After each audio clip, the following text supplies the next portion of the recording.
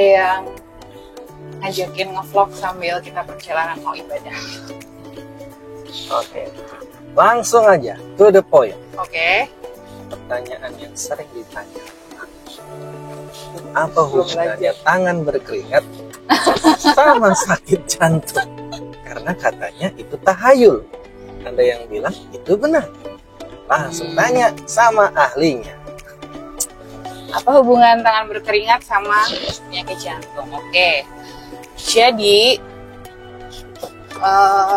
gimana ya mau menyampaikannya ya? Jadi kan tangan berkeringat itu bisa suatu tanda-tanda hipoperfusi gitu ya. Jadi kayak Apa? Di bahasanya jangan bahasa Inggris. enggak, maksudnya Hiperperfusi apa itu? artinya itu aliran darah ke organ-organ ekstremitas atau tangan, kaki itu menurun. Oke. Nah, itu salah satu penyebabnya memang bisa pada kondisi shock kardiogenik atau gangguan jantung di mana pompanya sangat lemah, dia nggak sanggup untuk memompa ke seluruh tubuh secara optimal, sehingga yang dikorbankan adalah pembuluh darah di ekstremitas atau di anggota gerak supaya dia bisa mereserve atau mengamankan untuk organ-organ yang lebih penting. Contohnya dia bisa menyuplai otak, kemudian organ vital lainnya, ginjal, ya, kemudian jantung. Nah, sehingga yang dikorbankan itu ya otot-otot rangka ini. Makanya nanti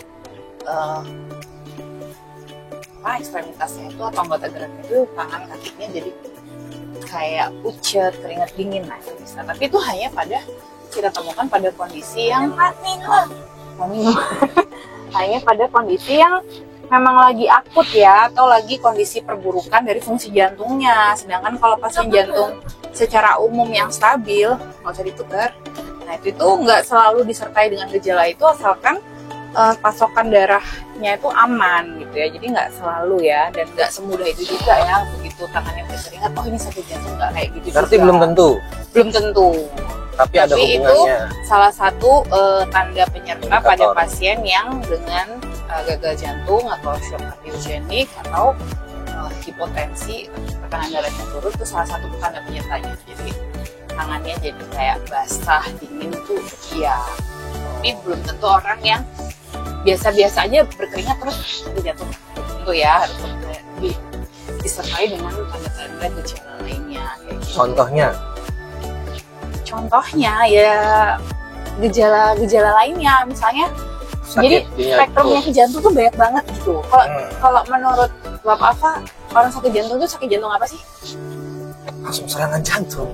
Oke, berarti ini ngomongin penyakit jantung koroner ya. Soalnya penyakit jantung tuh luas banget teman-temannya.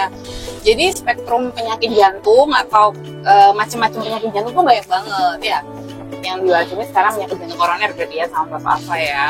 Karena penyakit jantung tuh ada bisa penyakit bocor ya, karena kelainan bawaan dari lahir, ini itu bisa bocor antar ruang jantungnya, ada sekat tuh bisa sekatnya bocor gitu ya, atau penyakit jantung kapuk karena penyakit jantung reumatik itu bisa. Jadi banyak banget lah spektrum penyakit jantung. Kalau yang dibahas sekarang ini penyakit jantung koroner, gejalanya apa gitu ya? Yes.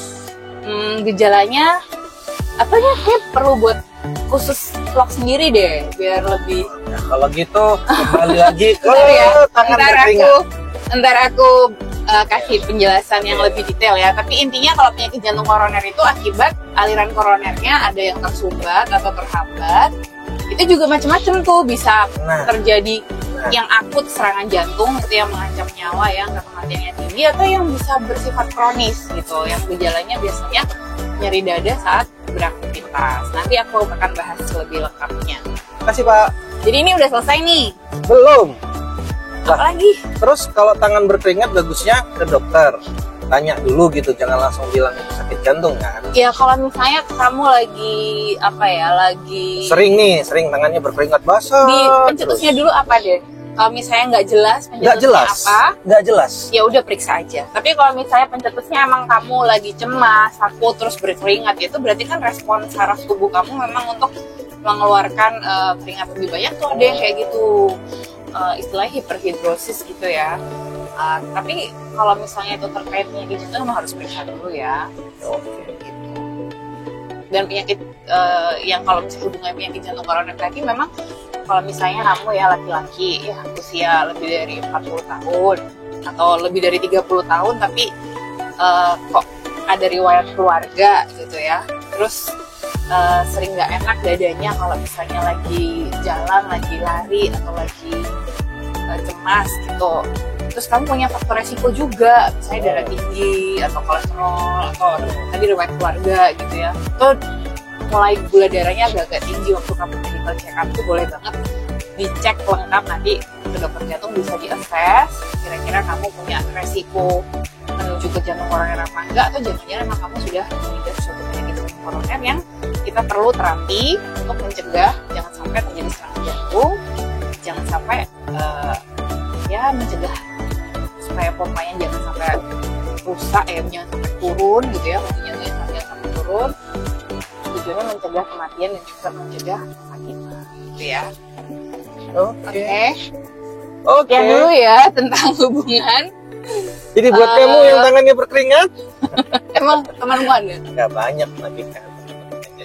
Mulai dari aku SMA atau ada satu teman lupa namanya Novian kalau nggak salah. Nggak boleh sebut nama. Oh iya, gitu. nggak lengkap. Sebut saja namanya Novian. Teman SMP kalau nggak salah, SMP atau SMA saya lupa. Ya, Nah, dia tuh keringetan terus tangannya.